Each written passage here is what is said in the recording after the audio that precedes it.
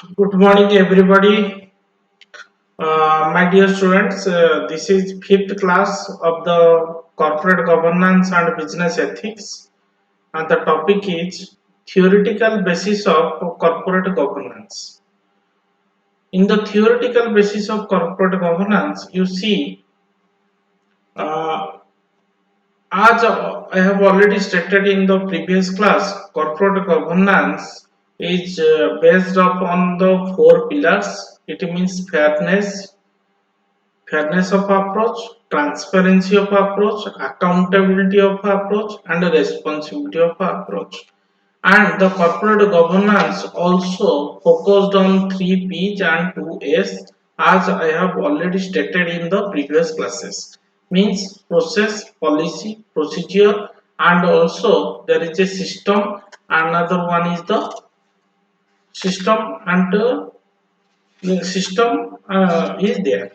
It means the particular corporate governance means that's called as a good type of business or good doing of business or ethical ways of doing the business, or you may call it as a corporate governance.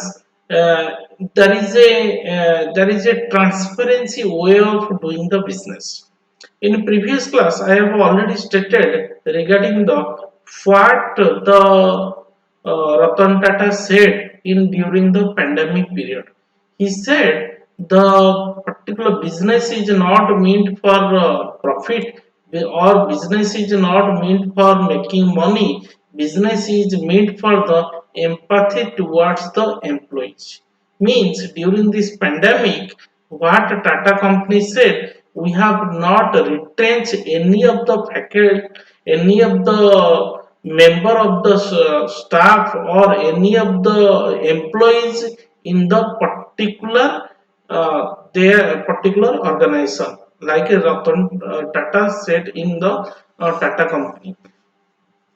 It means, my dear students, the Bob Tricker, who is introduced the term corporate governance in 1984, and he has written the first book. And in this book, he has stated regarding the corporate governance rules, regulation, and principles, and so that in the from the 1984 onwards, he is so called as a father of corporate governance. In between period 1980s to 1990s, there is a lots of scandals and lots of unethical corporate practices are arises in US and UK. And in between in India also there is a biggest scandal is there, that is called as a Satyam scandal. And on this background, then the corporate governance constitutively started. And in this way, there are different types of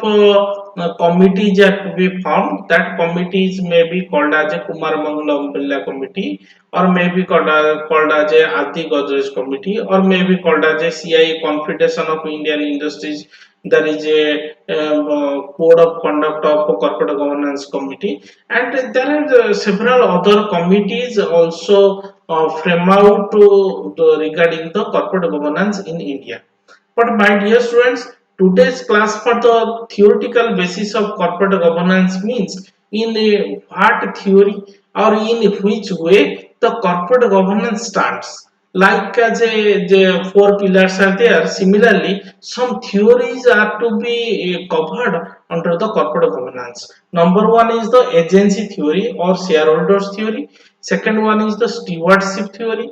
Third one is the stakeholders theory, and fourth one is the resource dependency theory, and fifth one is the transaction cost theory, and sixth one is the political theory. Total six theories are there, but in different books has stated agency theory and shareholders theory are different, or agency theory or shareholders, some books are combined with the particular theory, but here I am basically focus on agency theory and shareholder theory are the same.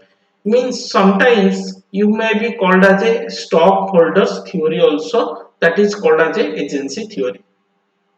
First theory is the agency theory or shareholders theory or stock theory.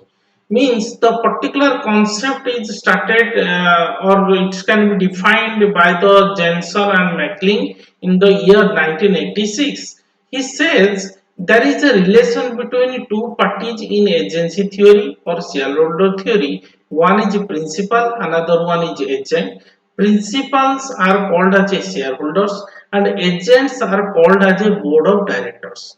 Means you may be clearly defined that agents may not be may be called as a board of directors, and also the middle level managers are also called as the agents of a particular company. Means the shareholder are the principal and agents are the board of directors.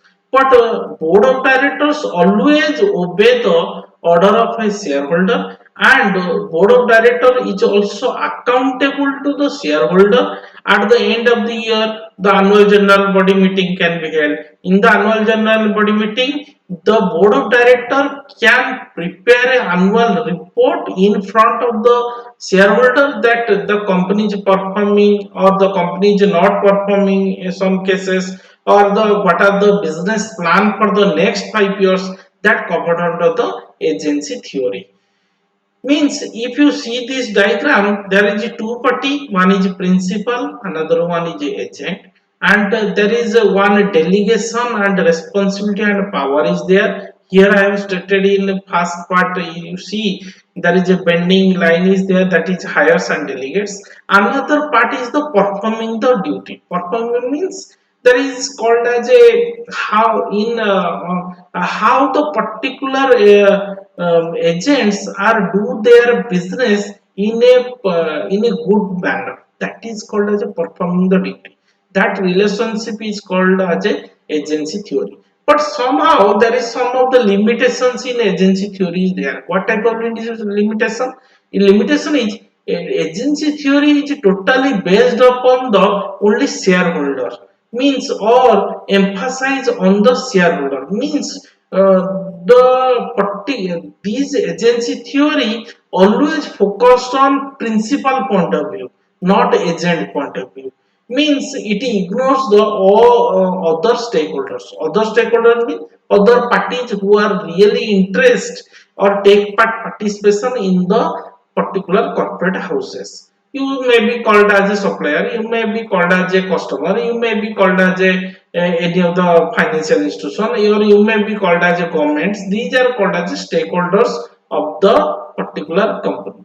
So that this agency theory only too much emphasis on only the shareholder, and generally it is not universally application to the all countries. Means this type of theory is totally famous in UK and USA, where the new type of business can started.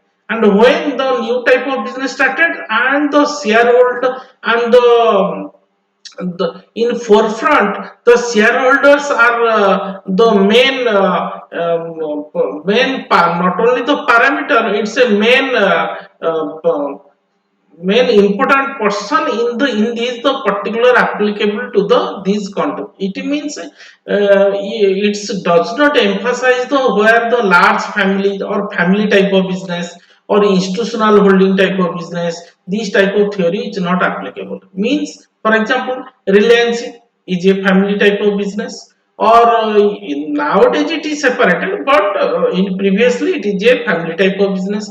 If you called as a Godrej company, there is also family type of business. If you called as a Mahindra bank, Mahindra or Mahindra business, that type also family type of business.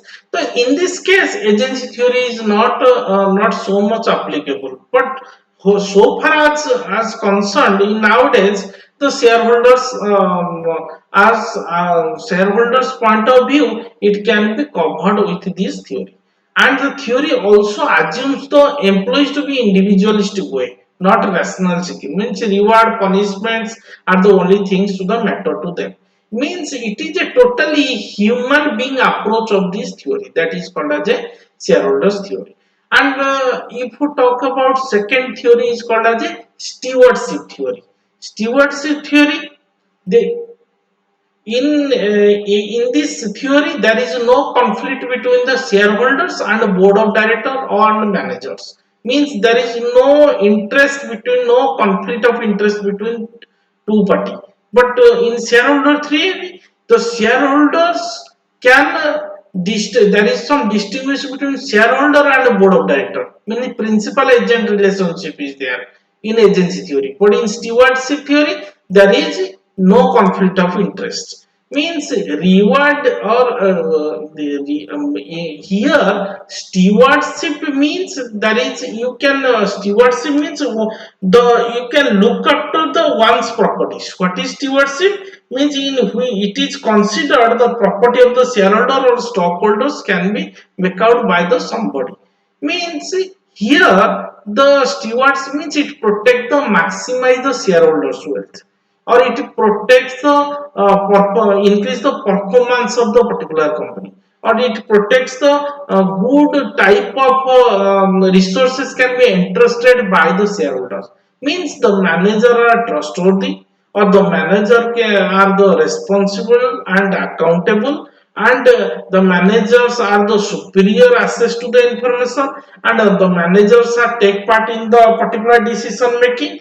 In this theory, the stewardship means they are obedient, the managers are more obedient towards their business. That is called as a stewardship theory.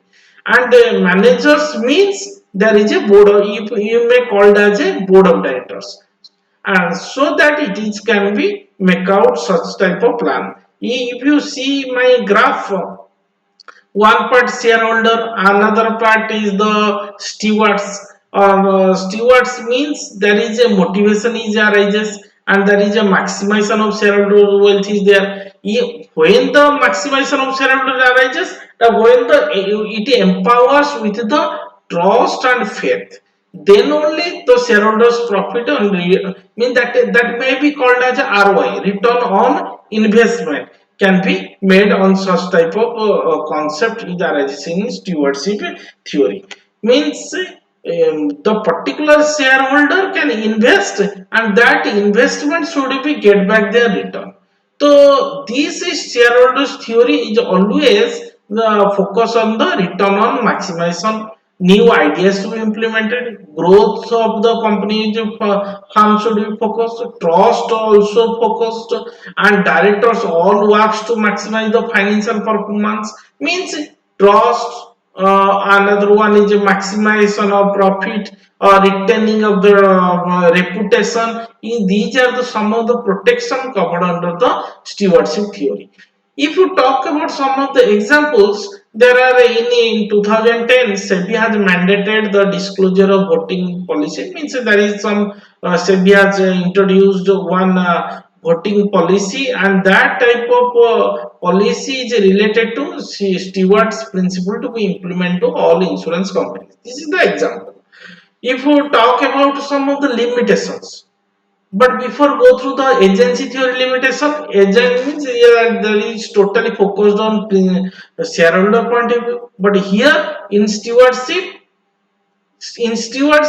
there is a self-centered approach. Meaning agent has a self-centered approach, and stewardship paints with the it's called as a who is ready to subordinate to his interest that of the shareholder. It means self-centered. Why it's self-centered? Because there is no distinction between the board of directors and shareholders point of view. This theory is taking interest only the employees as well as the shareholder, does not refer to the interest of the other stakeholder.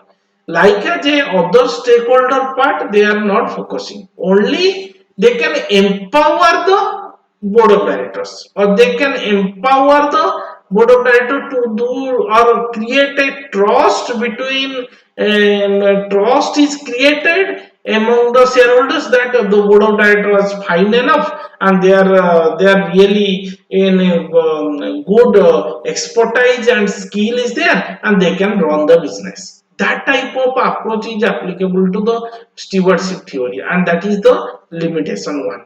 And there is a causal relation between the governance and financial performance. so that it cannot be assessed. Because stewardship theory always focused on the ROI, return on investment of the shareholder. Means how the return will be increases, or how the increases means according to the investment by the shareholders. So that it is called as it's a causal relationship. My dear students, some other points are the stakeholders. Another point is the stakeholder theory. First one, agency theory. Second one, stewardship theory. Third one, stakeholder theory. Stakeholder, who? First question is who are the stakeholders? Stakeholder may be the employees, may be the supplier, may be the creditor, may be the competitor, may be the even the wider community or the peripherals of the area of a company, particularly the development can be arranges. Means the stakeholders are the two groups. One is the primary stakeholders, another one is secondary stakeholder. If you talk about primary stakeholder, the organization always depend upon the relationship of the business. Means organization's survival part is the main focus area of a primary stakeholder. Another stakeholder is secondary. It means secondary means peripheral development of the particular of a particular community or particular area of a company.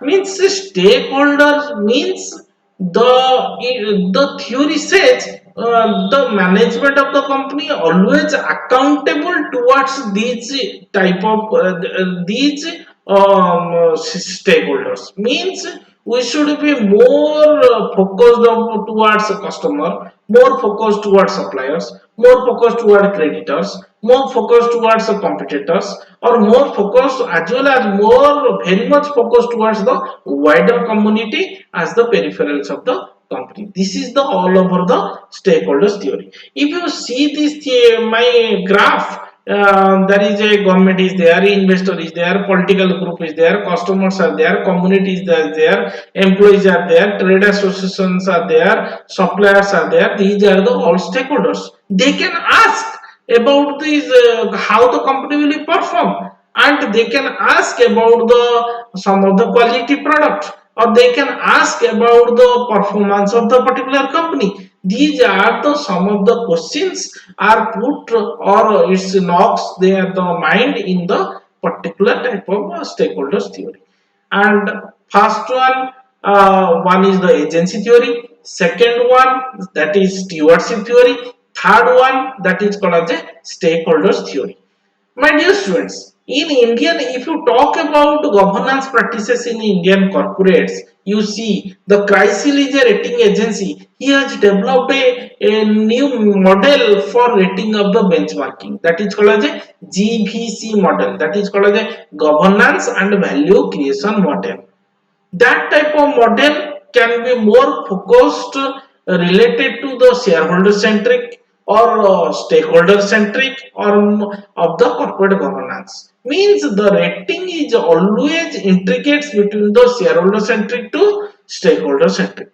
May under this purview of this type of rating procedure or benchmarking procedure, SDFC, Hero Honda and HDFC Bank, Infosys, they are also rated two level of rating. And also another company, that is the BSC IFC corporate governance scorecard, he has introduced for benchmarking of the companies related to the various governance issues. My dear students, we are not focusing on the only theory, agency or stewardship or stakeholders theory. We are also means the corporates of in India also focuses some of the benchmarking scorecard they are implemented. For example, CRISIL, another one is BSC IFC. These are the two agencies through which the particular corporate governance rating or governance can be rated through this type of a model. Next, fourth one is the resource dependency theory. Resource means what? Resource means it here. Resource means not raw material. Resource means board of directors, and resource means as the board of directors as the major role, and their expertise and their experience, their performance and their skill, their information and their ability to do, and their management to company, these are called as a resource dependency theory. My dear students, here resources means as per their capability, the particular theory is based and it can be needed by the firm. Capability what? Capability regarding public policy making, capability regarding the new business plan, capability regarding the new type of venture can or new type of venture can be introduced. That type of capabilities are categorized covered under this a specialist of approach covered under the resource dependency theory. My dear students, I have recapped the particular theories. First one agency theory, second one stewardship theory, third one is the stakeholders theory, and fourth one is the resource dependency theory. My dear students, next one is the that is called as the fifth one, that is called as the transaction cost theory. If you talk about cost, that's called as a number of contracts, means sometimes there are different types of contracts are worked within the company. It means how much cost is associated, how it will be reduced, and when it will be reduced, and what external party are involved in this regard, and what type of interest is covered under this type of cost. Means the transaction cost of using market is higher, the company would undertake the transaction itself. Means what type of transaction should be carried out, then only the cost can be recouped. That type of a theory is covered under the transaction cost theory. Means the company has a number of contracts within the company itself or with the market through, which creates the value for the company. Those companies which have been getting larger number of contracts, it means if you say this company is performing well, even the contract should be cleared within a stipulated time. That's a measure covered under the transaction cost theory. Next and last one is the political theory. Political theory or political scenario or political environment or political approach is needed to develop a new type of conceptual approach of a corporate governance level. Means the voting support is necessary. In India, Lok Sabha and Rajya Sabha is there. If any policy is there, there is a voting policy is there. It means political model of a corporate governance can also influence the governance development. Political means that is the entrance of politics to the government structure or farms mechanism.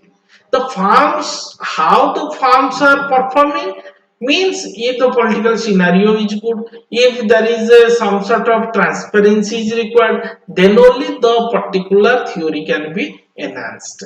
My dear students, this is the overall concept of different theories of particular basis of corporate governance. Number one, agency. Number two is the stewardship. Number three is the stakeholder. Number four is the resource dependency. Number five is the transaction cost. And number six is the political theory approach. Thank you very much and thank you once again.